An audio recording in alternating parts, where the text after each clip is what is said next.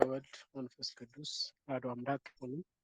እግዚአብሔር ቤተሰቦች የእናታችን የቅድስት ቅዱሳን የቅድስት ድንግል ማርያም የአስራት የበኩራት ልጆች በወደደንና በፈቀረን በጌታችን በኢየሱስ ፍጹም ሰላም እንደምን አመሻችሁ። አሜን። የእግዚአብሔር ስሙ ከአጽናፍ አጽናፍ ከዓለም ዳርቻ እስከ ዳርቻ ለእኛ መፍትራት አንደበት የተመሰገነና የተወደሰ ይሁን። ያው ዛሬ ከምዕራፍ 3 እንቀጥላለን። ወደኋላ ብዙ ስለቀረ ፈተናውን ከትምህርቱ በኋላ ለቅላችሁና እስከ ነገ ሰርታችሁ ታስገባላችሁ። ትምህርቱን ብንቀጥል ይሻላል ማለት ነው። ምዕራፍ 3 አጠቃላይ የሚገኘው 17 ቁጥር ነው ያለው። 17 ቁጥር አለው። ስለ መጥምቀ መለኮት ቅዱስ ዮሐንስ እና ስለ ጌታችን ጥምቀት የሚያነሳው ነው።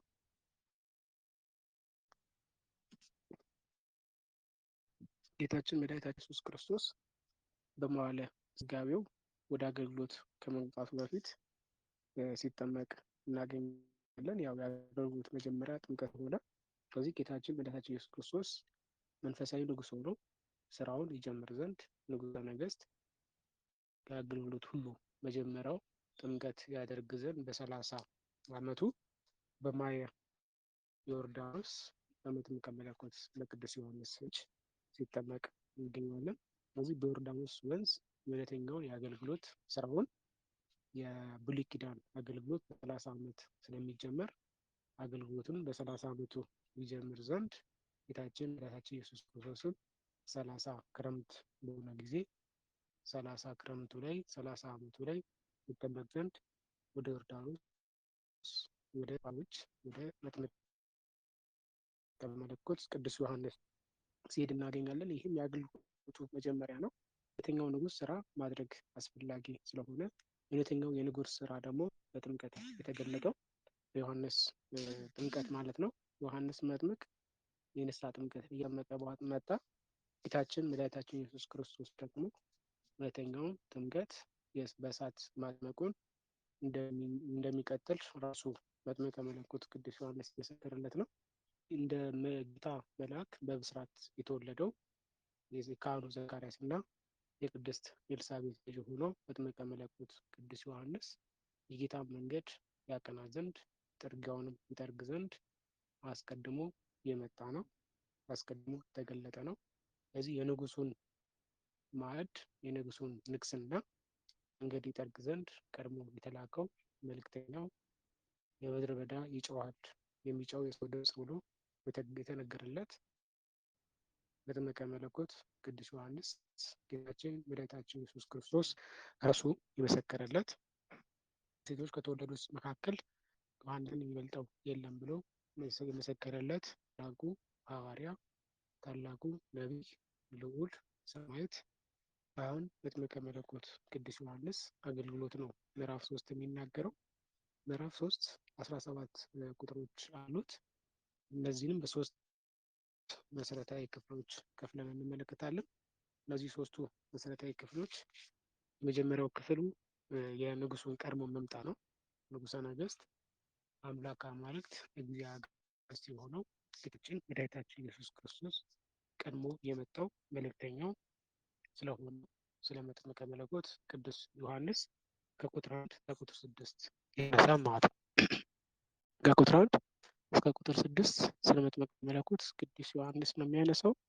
ከቁጥር 7 እስከ ቁጥር 12 ድረስ ደግሞ ያለው መንገዱን ማዘጋጀቱ፣ ጥርጊያውን ማቅናቱ፣ ጎባጣውን ማቅናቱ፣ ተራራውን ኮረብታውን ማስተካከሉ፣ መንገዶች ሁሉ አስተካክሎ ለሁለተኛው ንጉሥ ለሁለተኛው ገዢ ሁለተኛው መንግስት ይመሰረት ዘንድ በመጣው ነብዩ መሲሁ ክርስቶስ ማለት ነው። ሁለተኛ የባህሪ ነቢይ የሆነው ሁለተኛ የባህሪ ንጉሥ የሆነው ሁለተኛው ሲጠብቁት የነበሩት ቤተ እስራኤል በሙሉ ይጠብቁት የነበረው ሁለተኛው ክርስቶስ ስለመጣ ለሱ መንገድን ያዘጋጅ ዘንድ ቀድሞ የተላከ መሆኑን የሚናገርበት ክፍል ነው። ከቁጥር 7 እስከ ቁጥር 12 ድረስ ያለው ሶስተኛው ደግሞ ከቁጥር 13 እስከ መጨረሻው እስከ ቁጥር 17 ያለው የጌታችን የመድኃኒታችን ኢየሱስ ክርስቶስ መጠመቅን ነው የምንመለከተው ማለት ነው። ያው ጥምቀቱ ለእኛ አብነት አራያ ለመሆን የተጠመቀው ጌታችን መድኃኒታችን ኢየሱስ ክርስቶስ በ30 ክረምቱ በዮርዳኖስ በባሪያው እጅ በመጥምቀ መለኮት በቅዱስ ዮሐንስ ተጠምቋል ማለት ነው። ከዚህ ሶስተኛው የምዕራፍ 3 ይዘት የክርስቶስ ጥምቀት የምንመለከትበት ነው። ወደ መጀመሪያው ስንመጣ ጌታችን መድኃኒታችን ኢየሱስ ክርስቶስ መንፈስ ቀድሞት የመጣ መምጣትም ያለበት ትንቢትም የተነገረለት መጥምቀ መለኮት ቅዱስ ዮሐንስ መምጣት ነው። የቅዱስ ዮሐንስ መምጣት የጌታ መንገድ ለመጥረግም መንግሥተ ሰማያት ቀርባለች እና ንስሐ ግቡ እያለ የንስሐን ጥምቀት ማጥመቅ ነው።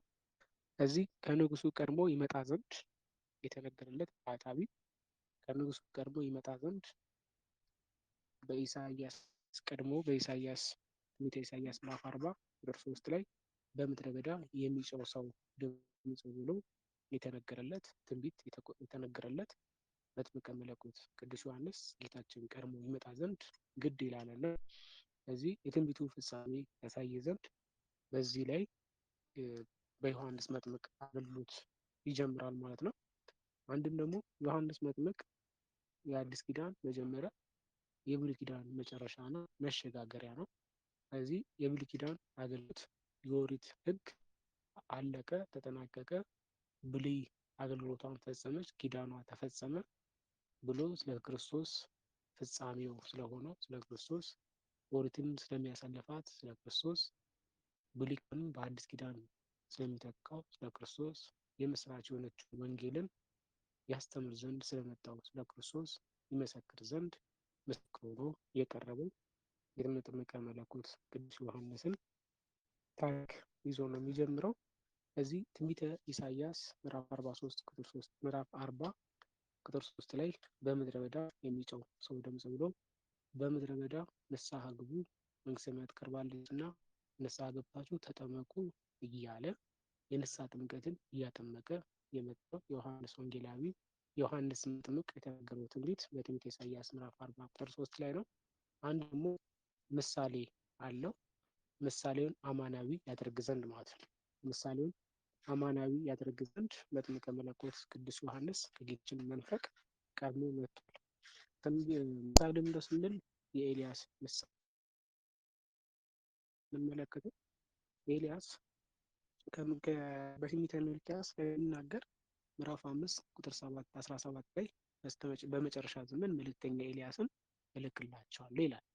ኤልያስን እልክላቸዋለሁ። ኤልያስ የመጥምቀ መለኮት የቅዱስ ዮሐንስ ምሳሌ ነው። የቅዱስ ዮሐንስ ምሳሌ ነው።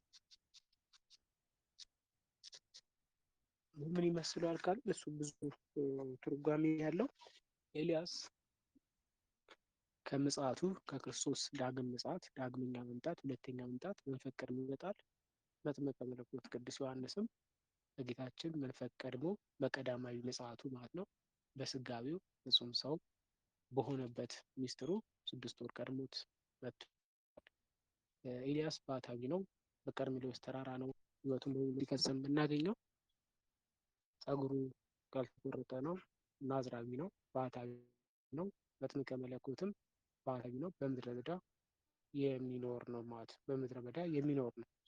ስለዚህ ኤልያስ ምሳሌ በኤልያስ መንፈቅ ቀድሞ እልክላቸዋለሁ ስለተባለ የኤልያስ ምሳሌ የሆነው መጥምቀ መለኮት ቅዱስ ዮሐንስም የጌታችን መንፈቅ ቀድሞ መጥቷል። ስለዚህ በነቢዩ ሚልክያስ የተነገረው ለጊዜያዊነቱ ያው ቃሉ ለኤልያስ ቢሆንም ለኤልያስ አምሳል ሆኖ ለመጥምቀ መለኮት ቅዱስ ዮሐንስም ተነግሯልና ቅዱስ ዮሐንስ ትንቢት ተነግሮለት የመጣ በመልአኩ ቅዱስ ገብርኤል ብስራት የተወለደ መሆኑን ደግሞ በሉቃስ ወንጌል ምዕራፍ 1 ላይ እንመለከታለን። ስለዚህ በዚህ ምዕራፍ 3 ላይ የመጥምቀ መለኮት ቅዱስ ዮሐንስ አገልግሎት ይልቁንም ደግሞ ትህትናው ራሱን ሳይልቅ ለክርስቶስ ለሙሽራው አቅራቢ ሆኖ ደቀ መዛሙርቶችን ጭምር ሳይቀሩ ወንጌላዊ ቅዱስ ዮሐንስን ሐዋርያው ቅዱስ እንድርያስን ለጌታችን ኢየሱስ ክርስቶስ ደቀ መዛሙርት አድርጎ የሰጠ እነሆ የዓለም ኃጢአት የሚያስተሰርይ የእግዚአብሔር በግ ብሎ ለክርስቶስ ምሳሌ፣ ለክርስቶስ ትምህርት፣ ለክርስቶስ ለአማናዊ ጥምቀቱ አስቀድሞ ምስክር ሆኖ የመጣ ነው። ብርሃን ሳለ ብርሃን ሆኖ የመጣ ራሱ መጥምቀ መለኮት ቅዱስ ዮሐንስ አገልግሎትን በዚህ ላይ እናያለን። ቁጥር 1 ላይ ስንመጣ ምዕራፍ 3 ቁጥር 1 ላይ ወበውእቱ መዋዕል በዕፀ ዮሐንስ እንዘ ለዓለ ዮሐንስ 40ውን ቀን ብሎ ነው እዚህ ጋር የሚመጣው። ወአመሳኒታ አለ። በንጋታው ዮሐንስ በምድረ በዳ እያጠመቀ መጣ። ምዕራፍ 2 መጨረሻ ስንመጣ ምዕራፍ 2 መጨረሻ ላይ ስንመለከት የሚያሳየው ምንድነው ስንል ጌታችን መድኃኒታችን ኢየሱስ ክርስቶስ ወዴት መግባቱን ነው? ወደ ናዝሬት ገባ አለ። ስለዚህ በቤተልሔም 2 ዓመት በስደቱ 3 ዓመት ከ6 ወር ቆይቷል። አጠቃላይ 5 ዓመት ከ6 ወር ሆኖታል። 5 ዓመት ከ6 ወር።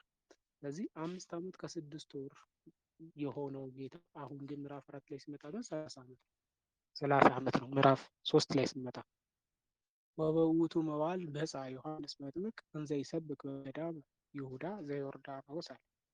ይሁዳ ዘዮርዳኖስ። ስለዚህ በዚያን ወራት ብሎ ነው የሚጀምረው። በዚያን ወራት ያለው ቅዱስ ማቴዎስ ለምን ነው ስንል በዚያን ወራት ብሎ ዓመታቱን 25ቱን ዓመት እንደ አንድ ወር ቆጥሮ ነው እንደ ወሮች ቆጥሮ ወበውእቱ መዋዕል በዕፀ ዮሐንስ መጥምቅ ብሎ ይጀምራል። ስለዚህ በጥቅል ነው። ይሄ ደግሞ የመጽሐፍት አጻጻፍ በዚያም ወራት በጥምቁ ዮሐንስ ብሎ ነው የሚጀምረው። በዚያን ወራት ሲል ምን ማለት ነው ካል አንደኛው ዮሐንስ አገልግሎቱን በጀመረበት ወር ሲለን አገልግሎቱን በጀመረበት ወር ብዙ ሰዎች ሊጠመቁ ወደ ዮሐንስ መጡ ለማለት ለታሪክ ይመቸው ዘንድ ለታሪክ ፍሰቱ ይመቸው ዘንድ አንድም ደግሞ ታሪክን ከታሪክ ለማያያዝ ቢሉ እንደምንድን ነው ስንል ማቴዎስ ወንጌል ምዕራፍ 2 ላይ ናዝሬት ገባ ብሎ ጌታችን መድኃኒታችን ኢየሱስ ክርስቶስ 5 ዓመት ከ6 ወር ነው። አሁን ላይ ደግሞ ምዕራፍ 3 ሲመጣ 30 ዓመት ሆኖታል። 25ቱን ዓመት እንደ አንድ ቆጥሮ ታሪክን ከታሪክ ለማያያዝ ማለት በሕፃንነት ወራቱ ናዝሬት ገባ። ናዝሬት ከገባ በኋላ አገልግሎቱ በመጽሐፍ ቅዱስ የምናገኘው አይደለም። በኋላ ላይ በሉቃስ ወንጌል ምዕራፍ 2 ላይ በ12 ዓመቱ የፋሲካን በዓል ያከብር ዘንድ ወደ ኢየሩሳሌም ወጥቶ እንደጠፋ ይናገራል እንጂ የጌታችን መድኃኒታችን ኢየሱስ ክርስቶስ የ25 ዓመት ሕይወቱ በመጽሐፍ ቅዱስ የምናገኘው አይደለም። በታምረ ኢየሱስ ላይ ነው ተጽፎ የምናገኘው። በዚህን ወራቶች በሙሉ አለ 25 ዓመት እንደ አንድ ቆጥሮ በዚያን ወራት ብሎ ይጀምራል። አንድም ደግሞ በዚያን ወራት ሲል ጌታችን መድኃኒታችን ኢየሱስ ክርስቶስ ወደ አገልግሎት በመጣበት ወራት መገለጥ በጀመረበት ወራት አገልግሎቱን ሊጀምር በመጣበት ወራት መጥምቁ ዮሐንስ ያጠምቅ ዘንድ ወደ ምድረ በዳ መጣ አለ። ስለዚህ ለአገልግሎቱ ለመወለዱም 6 ወር ይቀድማል፣ ለአገልግሎቱም 6 ወር ይቀድማል። ዮሐንስ መጥምቅ 30 ዓመት ሲሞላው ጌታችን መንፈቅ ሲቀረው ዮርዳኖስ ወንዝ እያጠመቀ መጣ ይላል። ስለዚህ 40ውን ቀን እንደ አንድ ቆጥሮ ወአመሳኒታ እንዳለ ዮሐንስ ወንጌል ላይ ስንመለከት እንደዚህ አይነት ባይሎች አሉት። ወአመሳለስት ዕለት በሶስተኛው ቀን ወአመሳኒታ በማግስቱ እያለ ይናገራል። የመጽሐፍት ብሂል ነው። መዛሙራት ቢል የመጽሐፍት ብሂል ነው። አንዱን እያጠቃለለ ወደ አንድ እያመጣ አመታቶችን ጨምሮ ጨምቆ ዋና ታሪክ የለበትን ለድህኑ ከነገረ ድነት ጋር የሚቆራኘውን ብቻ እያነሳ መሄድ የወንጌል አጻጻፍ ስለሆነ በዚያን ወራት መጥምቁ ዮሐንስ ብሎ ይጀምራል ማለት። ስለዚህ ወባይቱ መዋዕል በዕፀ እንዘይብል ብሎ ዮሐንስ መጥምቅ ብሎ ነው የሚጽፈው ቁጥር 1 ማለት ነው። ወትወልዶ ተወልደ ብሎ ነበርና ስጋ በሆነበት ወራት ሲል ነው። ወተወልዶ ተወልደ አለ። በተወለደበት ወራት ጌታችን ኢየሱስ ክርስቶስ በተወለደበት ወራት ፍጹም ሰው በሆነበት ወራት ወባይቱ መዋዕል በዕፀ ዮሐንስ መጥምቅ እንዘ ይሰብክ በገዳመ ይሁዳ ዘዮርዳኖስ ይላል። ስለዚህ ስጋ በሆነበት ወራት አለ። የማቴዎስ ወንጌል ምዕራፍ 2 ቁጥር 1 ላይ ክርስቶስ በተወለደበት ወራት ብሎ የዘመነ ስጋዊን እንደ አንድ ጠቅልሎ ዘመነ ስጋዊ ማለት 30ውን ዓመት እንደ አንድ ጠቅልሎ በዚያ ኑሯል አምጥቶታል። አንድም በዚያ ኑሯል ሲል ለዮሐንስ 30 ሲሞላው ለጌታ ደግሞ መንፈቅ ሲቀርብ 29 ዓመት ከ6 ወር ማለት ሲሆነው 29 ዓመት ከ6 ወር ሲሆነው ጌታችን ሊጠመቅ ዘንድ መጣ ይላል በኋላ ላይ። አሁን ደግሞ ዮሐንስ ሊያጠምቅ መጣ አለ። በዚያን ወራት በዮርዳኖስ አውራጃ በምትሆን በይሁዳ ምድረ በዳ ዮሐንስ መጥምቅ ሲያስተምር ደረሰ ሲል ነው። እዚህ እያስተማረ በዚያን ወራት ዮሐንስ መጥምቅ ወደ ደረሰ ነው ከብርሃን እያስተማረ የመጣው። ስለዚህ ሲያስተምር በዮርዳኖስ ወንዝ አለ የሚጀምረው በኢያሪኮ በረሃ ነው ዮሐንስ መጥምቅ የኖረው። በኢያሪኮ በረሃ ይኖር የነበረው ዮሐንስ መጥምቅ አሁን ላይ ግን ምን እያለ መጣ? እያስተማረ መጣ። ምንድን ነው እያስተማረ የመጣው ሲባል ያመጣዋል። የንስሐ ጥምቀት ተጠመቁ እያለ እየገሰጸ መጣ አለ። በምድረ በዳ ሰው የለም፣ በምድረ በዳ ሰው የለም፣ ነገር ግን እያጠመቀ መጣ አለ። ስለዚህ እያስተማረ መጥቷል። እያስተማረ መጥቶ መጨረሻ ላይ ሊያጠምቅ ዘንድ ዮርዳኖስ ወንዝ ወረደ ሲል ስለዚህ በዚያን ወራት ማለት ትምህርቱን ጀምሮ አሁን ደግሞ ለጥምቀቱ መጣ ማለት ነው። ለጥምቀቱ መጣ ሲል ምን አለ? በዚያን ወራት አለ። በዚያን ወራት አለ። በዚያን ወራት ወበፃ ዮሐንስ መጥምቅ አለና እንዘ ይሰብክ በገዳመ ይሁዳ ዘዮርዳኖስ በዮርዳኖስ በረሃ በይሁዳ ምድረ በዳ በዮርዳኖስ ወንዝ እያጠመቀ መጣ አለ። እዚህ በገዳም ይላል፣ ምድረ በዳ ነው። ገዳም ማለት ምድረ በዳ ማለት ነው። ምድረ በዳ እያስተማረ መጣ። ለምንድን ነው ምድረ በዳ እያስተማረ የመጣ ያለው ሲባል ያደገበት ስለሆነ ነው። ያደገበት ስለሆነ ጌታችን በሕዝብ መካከል ነው ያደገው። አሁን የዮሐንስ መጥምቅና የጌታችን ክርስቶስና እድገታቸው ስንመለከት የ6 ወር ልዩነት ቢኖራቸውም በእድሜያቸው መካከል ላይ ዮሐንስ መጥምቅ እናቱ ኤልሳቤጥ ይዘው ወደ ትሰዳለች ብለናል ባለፈው። ወደ ኢያሪኮ ጋር ትሰዳለች። እዚያ ከሄሮድስ ወታደሮች ተርፏል። ጌታችን ተሰዶ ተርፏል። ናትናኤል ሐዋርያ ደግሞ ከበለስ በታች በለስ ቅጠል አገልድማበት ተርፏል። ከ3 ህፃናት በስተቀር 144,000 ህፃናት ሰማዕትነትን ተቀብለዋል። ስለዚህ ወደ ኢያሪኮ በረሃ የሄደው በኢያሪኮ በረሃ እናቱን ያጣው በምድረ በዳ ህይወቱን ያደረገው በምድረ በዳ ስለሆነ በምድረ በዳ እየሰበከ መጣ። ወዴት? ወደ ዮርዳኖስ ወንዝ ማለት ነው። እነዚህም ምድረ በዳ የሚለውን ለምን ያመጣ ስንል ገዳም ያደገበት ቦታ ነው እና በዚያ ሲናገር ነው። በሉቃስ ወንጌል ምዕራፍ 3 ቁጥር 3 ላይ ይናገራል። በሰሎሞን ቤተ መቅደስ ያላገለገለ ካህን ነበር። ምድረ በዳ ይለዋል። ካህን ነው። አዎ ካህን ነው። አባቱ ሊቀ ካህን የነበረ ዘካርያስ ነው። ሊቀ ካህን የነበረ ዘካርያስ ነው። በዚህ መጥምቀ መለኮት ቅዱስ ዮሐንስ ካህን ነው። ካህን ስንል የሌዋዊ ካህን ነው። በምን ያገኘው? በዘር ያገኘው። ካህን ሆኖ ሳለ ስላላገለገለ በገዳም የሚለው ለምንድን ነው? ካህን ሆኖ ስላላገለገለ በሌዊ ነገድ ሆኖ ቤተ መቅደስ ውስጥ ገብቶ ስላላገለገለ በምድረ በዳ ብሎ አምጥቶታል። በዓለም ቢሆን ቤተ መቅደስ ገብቶ ዘሩባቤል በሰራው ቤተ መቅደስ ያገለግል ነበርና፣ ነገር ግን አገልግሎቱ ስላላከናወነ ሕይወቱን ሁሉ በምድረ በዳ የአንበጣ ማረም ሲመገብ የነበረ ስለሆነ ይመገብ ስለነበረ እዚህ ምን ብሎ አምጥቶታል? በምድረ በዳ ይኖር የነበረ አለ። ይኖር የነበረ ብሎ ያመጣው በዚያ እየሰበከ መጣ አለ። እንዴ በገዳም ከሆነ ምድረ በዳ ነው፣ ሰው የለውም። ለዛውም የኢያሪኮ በረሃ ዮርዳኖስ በረሃ ጭር ያለ ነው። ሀሩሩ የበረታበት ፀሐዩ ንዳዱ ያየለበት ነው። በዚህ ምን ሰው አለና ነው የሰበከ የመጣው የሚለው ወንጌላዊ ቢሉ በገዳም እንጨት ሰባሪ ውሃ ቀጃ አይታጣም። እንጨት ሊሰብሩ የሄዱ እንጨት ሊለቅሙ የሚሄዱ ሰዎች ይኖራሉ። እንጨት ሊለቅሙ የመጡ ውሃ ሊቀዱ የሄዱ ሰዎች አሉ። እነሱን አይቶ በገዳም እንጨት የሚሰብር ውሃ የሚቀዳ ሰው አይታጠምና እነርሱን አንዳንድ እያደረገ እያስተማረ ወደ ኢያሪኮ በረሃ በኢያሪኮ በረሃ አድርጎ ዮርዳኖስ ወንዝ ደረሰ ለማለት ነው። ለማለት በገዳም ብሎታል። አንድም ደግሞ ለምንድን ነው በገዳም ሲል በኋላ ላይ ለሚሰራው ስርዓት ነው። በኋላ ላይ የሚሰራው ሲባል 4ኛው ክፍለ ዘመን ምንኩስና በገዳም በምድረ በዳ ምንኩስና ይጀመራል። እዚህ በምንኩስና በገዳም ውስጥ ደግሞ ምንድን ነው ይበረታው ስንል ጾር ይበረታል፣ ፈተና ይበረታል፣ መከራ ያይላል። አጋንንት ሰውን ሆኖ ብቻ ሳይሆን ራሳቸው ብርሃናዊ መልአክ ሆኖ መጥቶ ይፈትኗቸዋል፣ ይደበድቧቸዋል። መከራዎች ሁሉ ያይላል። ስለዚህ በገዳም መከራው ያይላል። ለማን ነው ግን የሚያይለው ስንል ለወጣንያን ነው። ወጣንያን ያይላል፣ ለፍጹማንማ ይቀላል። ስለዚህ በገዳም ጾር ይቀላል። ለማን ነው? ለፍጹማን። ለምዶታል፣ ተጋድሎታል፣ ቅድስናን አግኝቷል። ቅድስና አግኝተዋል። ስለዚህ ቅድስናን ስለገኙ ስለለመዱት በገዳም ያሉት ፍጹማን ጾሩ ይቀልላቸዋል። ወጣንያን ስላለመዱት መከራው ይበዛባቸዋል። ተመረው ይወጣሉ። ስለዚህ ዮሐንስ 30 ዓመት ሙሉ በገዳም ቆይቶ አሁን እየሰበከ መምጣቱ ለምንድነው ሲባል ለወጣንያን አብነት ለመሆን ገና ወደ ምንኩስና ለሚገቡ ሰዎች አብነት ለመሆን ማለት ነው። በገዳም ጾር ይቀላልና አንድም ደግሞ ለወጣንያን ይቀላል። ገና ጀምሮ ስለሆኑ ፍጹማን ደረጃ ስለማይደርሱ ዲያብሎስ መጥቶ አይፈተናቸውም። ለምን?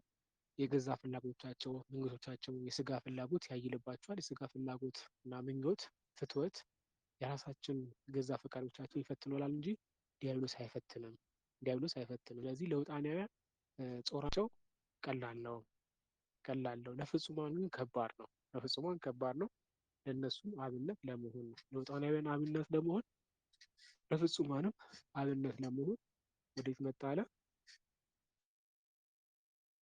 ገዳም ብሎ አምጥቶታል። ገዳም እየሰበከ መጣ አለ። አንድም ገዳም ምድረ በዳ ውሃ የለውም፣ ሀሩር ነው የሚያይልበት፣ ቃጠሎ ነው፣ ዛፍ አትክልት መጠለያ። እሳቱ ቢያይልብን እሳት ቢያይልብን የምንልበት የምንርቅበት የምንሸግበት የለም፣ ጥላ ዛፍ ስለሌለ። የሰማዩን ነድ ቢያቃጥለን ናላችንን ከፍሎ ጥማትን ቢያመጣብን ለጥማታችን የሚያረካ ውሃ እናገኝም። ስለዚህ በገዳም እህል ተክል አይገኝም። ስለዚህ ገዳም ደግሞ የአይሁድ ልቦና ነው። በገዳም ያልናቸው ሁሉ የሉም። እህል ተክል ውሃ የለም። ፍሬን አያፈራም። ቢደክሙ የምናርፍበት ቦታ የለም። የአይሁድ ልቦናም ምግባርን ሃይማኖትን አይገኝበትምና ነው። ምግባር ሃይማኖት አይገኝበትምና እንደ ተክል የሚሆን ምግባር፣ እንደ ውሃ የሚሆን ሃይማኖት አይገኝበትም በአይሁድ ልቦና ማለት። ስለዚህ ገዳም የተባለው አይሁድ ነው። ስለዚህ ከገዳም ምን እያለ በምድረ በዳ ይኖር የነበረ ዮሐንስ መጥምቅ አለ በአይሁድ ልቦና ያስተምር ዘንድ የመጣ የአይሁድ ልብዳንዳውን የአይሁድ ልቦናን ይከፍት ዘንድ የመጣ መጥምቀ መለኮት ቅዱስ ዮሐንስ እንደሆነ ለመናገር ገዳም ብሎ አምጥቶታል ማለት ነው። አንዱም ደግሞ ትንቢቱን ይዞ ወንጌላዊ ምድረ በዳ ብሎታል። ይሰብክ በገዳም ይሁዳ ዘዮርዳኖስ ብሎ አመጣው። ትንቢቱ እንደው ሲባል ትንቢተ ኢሳይያስ ምዕራፍ 40 ቁጥር 3 ላይ ቃለ ዓዋዲ ዘይሰብክ በገዳም ይላል። ቃለ ዓዋዲ ዘይሰብክ በገዳም። ቃለ ዓዋዲ የአዋጅ ነጋሪ ማለት ነው። የአዋጅ ነጋሪው በምድረ በዳ አዋጅን እየነገረ ይመጣል ተብሎ በትንቢተ ኢሳይያስ ላይ ተናግሯል። በገዳም በበረሃ የሚጮህ ሰው ድምፅ ብሎ የመሰከረልኝ የተናገረልኝ ኢሳይያስ አስቀድሞ ከ500 ዓመታት በፊት በመንፈስ ቅዱስ መሪነት በመንፈስ ቅዱስ መነጽር አርቆ አሻግሮ የተመለከተልኝ የተናገረልኝ እኔ ነኝ ሲል በምድረ በዳ ምን እያለ መጣ? እያስተማረ መጣ ማለት ነው። ምን እያለ እያስተማረ መጣ ስንል ቁጥር 2 ላይ ነው። ቁጥር 2 ላይ እንዘ ይብል ነሱ እስመ ቀርበት መንግሥተ ሰማያት መንግሥተ ሰማያት ቀርባለችና ንስሐ ግቡ እያለ እያስተማረ መጣ አለ። መንግሥተ ሰማያት ቀርባለችና ንስሐ ግቡ እያለ እያስተማረ መጣ። ስለዚህ በምድረ በዳ የሚጮህ ሰው ድምፅ ብሎ ነቢዩ ኢሳይያስ የተናገረው ያ በምድረ በዳ ይጮህ የነበረው ድምፅ የማን ድምፅ ነው ሲባል የራሱ የመጥምቀ መለኮት የቅዱስ ዮሐንስ ነው። ስለዚህ ትንቢቱ እንደተፈጸመ ሲያጠይቅ እንዘ ይብል ነሱ እስመ ቀርበት መንግሥተ ሰማያት ቀርባለች እያለ ንስሐ ግቡ እያለ መጣ ብሎ ይናገራል። ይሄ በሶስቱም ወንጌላውያን የተጻፈ ነው። በማቴዎስ ወንጌል ምዕራፍ 3 ቁጥር 2 ላይ፣ በማርቆስ ወንጌል ምዕራፍ 1 ቁጥር 3 ላይ፣ በሉቃስ ወንጌል ምዕራፍ 3 ቁጥር 3 ላይ ዮሐንስ መጥምቅ በምድረ በዳ እየጮሁ የመጣው የኢሳይያስ ትንቢት ፍጻሜ መሆኑን በሶስቱ ወንጌላውያን የተጻፈ ነው። እነዚህ ሶስት ወንጌላውያን ተመሳሳይ ወንጌላት የምንላቸው ወይም ሲኖፕቲክ ጎስፕል ተብሎ የሚጠሩ ናቸው። ሶስቱም ወንጌላውያን መጥምቀ መለኮት ቅዱስ ዮሐንስ ይሄ ትምህርት ሰጥቶታል። ስለዚህ በዚህ ትምህርት ውስጥ የዮሐንስ ስብከቱ ምንድን ነበር ስንል የንስሐ ስብከት ነው። የንስሐ ስብከት ነው። መንግሥተ ሰማያት በልጅነት መንግሥተ ሰማያት በልጅነት ልጅነት በሃይማኖት ልትሰጥ ቀርባለችና ንስሐ ግቡ እያለ እያስተማረ የደረሰ ዮርዳኖስ ደረሰ ነው። መንግሥተ ሰማያት በልጅነት አለ። ልጅነት ደግሞ በሃይማኖት። እዚህ ሃይማኖት፣ ልጅነት፣ መንግሥተ ሰማያት ልትሰጥ ቀርባለችና ይላል።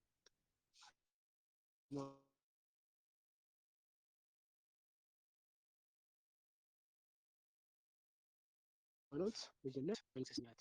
ሃይማኖት በምንድን ስንል በአንዱ በልጁ በኢየሱስ ክርስቶስ ማመን ሃይማኖት ነው። ሃይማኖት ሀይመነ ከሚለው የግዕዝ ግስ የመጣ ሲሆን ማመን፣ መታመን፣ ጽኑ ተስፋ ነው። ማመን፣ መታመን፣ ጽኑ ተስፋ። ማመን በማን? አንዱ ክርስቶስ፣ አንዱ ልጁ ክርስቶስ ፍጹም አምላክ ፍጹም ሰው ነው ብሎ መቀበል ማመን ነው። መታመን ለሱ ግብረ መልስ መስጠት ነው።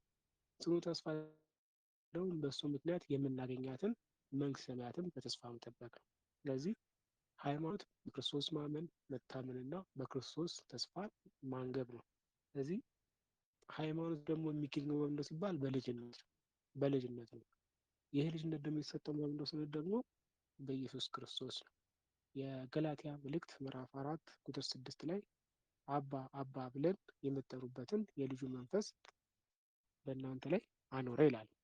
አባ አባ ብላችሁ የምትጠሩበትን የልጁ መንፈስ አባታችን ሆይ ብለን መጥራት እንኳን ሳይገባ አባታችን ሆይ ብለን መጥራት እንድንችል ያደረገን ልጁ ኢየሱስ ክርስቶስ ነው። ስለዚህ ልጁ ኢየሱስ ክርስቶስ ልጅነትን ሰጥቶናል። አባታችን ብለን የምንጠራበትን፣ አባታችን ሆይ ብለን የምንጸልይበትን የልጅነቱን መንፈስ እኛ ላይ አኑሮናል። አስቀድሞ ወልድየ ዘበኩር የበኩር ልጆች ናቸው የተባለው እስራኤል ዘስጋ፣ አሁን ደግሞ የበኩር ልጆች ነው ተብለን የምንጠራው እስራኤል ዘነፍስ የተወለድነው ያገኘነው ዳግም ልደት የተቀበልነው በጥምቀቱ ነው።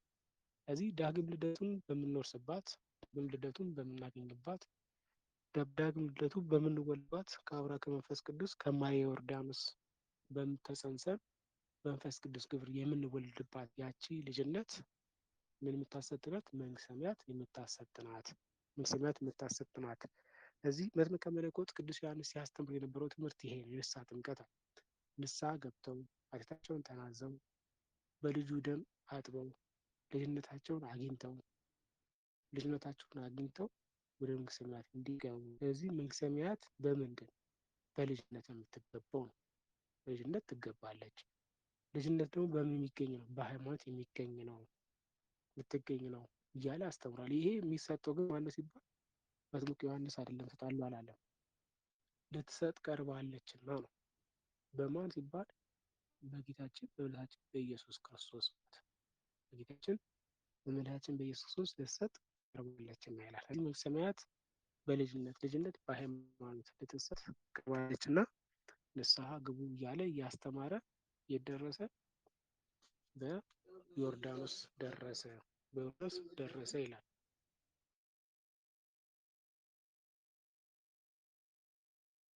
ዮርዳኖስ ደረሳል። ቁጥር 3 እስመ ዝንቱ ዘተብዕለ በኢሳይያስ ነቢይ እንዘ ይብል ቃለ አዋዲ ዘይሰብክ በገዳም።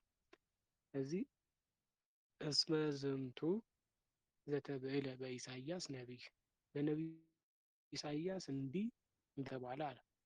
እንዘ ይብል ቃለ አዋዲ ዘይሰብክ በገዳም ቅድም ያነሳ ነው ማለት ነው። እዚህ በገዳም በበረሃ የሚጮህ ሰው ቃለ ዘይሰር በገዳም አስተዳልፍ ፍኖተ እግዚአብሔር ወረቷ ግበሩ መጽያትዮ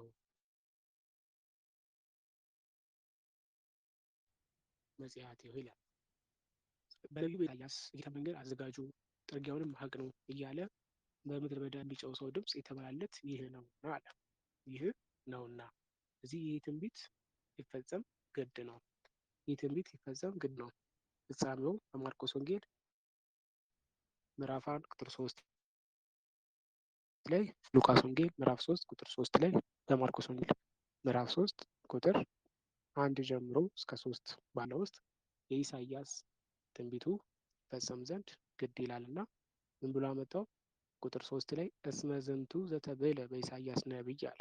በነቢዩ ኢሳይያስ እንደተባለው አለ እንደተባለው እንዘ ይብል ቃለ ዓዋዲ ዘይሰብክ በገዳም በገዳም በበረሃ የሚጮህ ሰው ድምፅ አለ። ትንቢተ ኢሳይያስ ምዕራፍ 40 ቁጥር 3። ስለዚህ የነቢዩ ኢሳይያስ ትንቢት ተፈጸመ ሲለን ነው። ቃለ ዓዋዲ አይሁድ ይላል። አይሁድ ቃል ቃለ ዓዋዲ አዋጅ ነጋሪ ማለት ነው። አዋጅ ነጋሪ ነው። አዋጁ ምንድን ነው ካል መንግሥተ ሰማያት ልትሰጥ ቀርባለችና፣ ልጅነት ልትሰጥ ቀርባለችና፣ ሃይማኖት ልትታደል ቀርባለችና፣ የምንጠብቀው ማስያስ ተስፋ ያደረግነው ክርስቶስ ተስፋ ያደረግናት መንግሥተ ሰማያት ተስፋ ያደረግነው ዘላለማዊ ሕይወት ልትሰጥ ቀርባለችና እያለ ያውጃል። አንድም አዋጅ በአንድ ስፍራ ሆኖ የሚታወጅ አይደለም። ከቦታ ቦታ የተንቀሳቀሱ ነው። ወንጌላዊ መጥምቁ ዮሐንስም ትምህርቱ ከዚህም ከዚያም የሚያደርስ ነው። ከዚህም ከዚያ የሚያደርስ ወይም ማረፊያ ይፈልጋል ማለት ነው። ማረፊያ ይፈልጋል። ማረፊያው ደግሞ ክርስቶስ ነው። ስለዚህ ማረፊያው እውነተኛው ማረፊያው ሲገኝ ትምህርቱ በዚያ ያርፋል። በዚያው ሃይማኖታዊ ትምህርት ይቀጥላል። ስለዚህ አገልግሎቱ እስከ ክርስቶስ ድረስ ነው። ቃለ ዓዋዲ ይለዋል። ይህንም ቃል ዘይኬል በገዳም ብሎ ሊቁ ወስዶታል።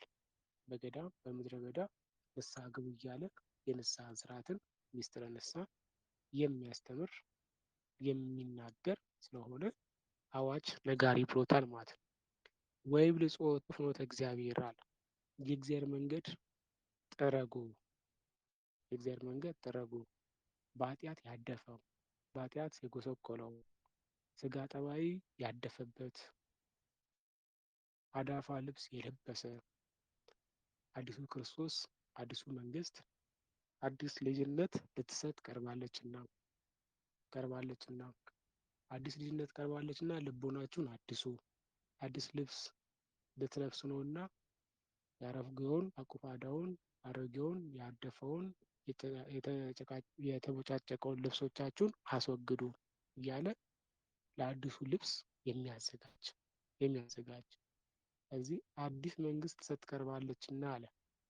ለዚህ መንግስት መገዛትን ገንዘብ የሚያደርግ ልቦና፣ የሚገዛ አይምሮ፣ የሚሰግድ ጉልበት አዘጋጁ ሲል ማለት የሚሰግድ ጉልበት አዘጋጁ ሲል ጥርጊያውን አቅዱ አለ። ጥርጊያውን አቅዱ። አንድም ደግሞ የምትመለከቱበት አይን አለ። አሁን የሮም ነገስታትን በባርነት በመገዛት ውስጥ በመከራ ውስጥ ናቸው ያላችሁት።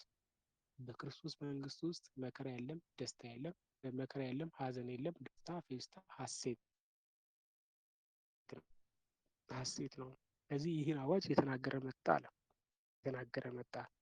ወሩቷ ግብሩ መጽያትዮ ጥርጊያውን የቀና አድርጉ እያለ ያስተምር ነበራል። አምልኮተ ጣዖት ያለባችሁ አለ። አምልኮታችሁን ተው እያለ የናባጡ ልጅ የኢዮሮብዓም በተራራው ላይ በኮረብታው ላይ በገሪዛን ተራራ ላይ ያኖረው የጣዖት አምልኮ ተው እያለ ጥርጊያውን ሲያቀና፣ በወንጌል ያልተመቸው ደግሞ የአይሁድ ልቡናን እያደላደለ አለ። ወንጌልን የሚቀበሉበትን ልቡና እያሳየ እየተገለጠ መጣ። እዚህ ጥርጊያውን አቅኑ እያለ ሲል የአይሁድን ልቦና እያመቻቸ መጣ አለ። ንጉሥ በመጣ ጊዜ ተራራው ኮረብታው ተንዶ ጉድጓዱ ተሞልቶ ስሩ ተነቅሎ ድንጋዩ ተለቅሞ ለፈረስ ለሰረገላ እንዲመች ይደረጋል። ለመጓጓዝ እንዲሆን መንገዱ ይስተካከላል፣ ተደላድሎ ይቆያል።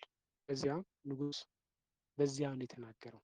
ስለዚህ ንጉሥ የሆነው ንጉሠ ነገሥት ንጉሠ ሰማይ ወምድር ክርስቶስ መጥቷልና ሰውነታችሁን አጽዱ፣ ኃጢአታችሁን በጽድቅ ቀይሩ፣ አሮጌ ልብሳችሁን በአዲስ ልብስ ቀይሩ፣ አሮጌውን ልባችሁን በአዲስ ልብ ተኩ፣ ሰውነታችሁን ለክርስቶስ ማደሪያ አድርጉ፣ ከኃጢአት ከጣዖት ንጹሕ ሁኑ እያለ እያወጀ መጣ ይላል። እያወጀ መጣ። ስለዚህ አዋጁ ምንድነው ስንል ለክርስቶስ ማቅረብ ነው። ለክርስቶስ ማቅረብ ነው። ለዛሬ ይቆየን። ጥያቄ ካለ ልቀበል።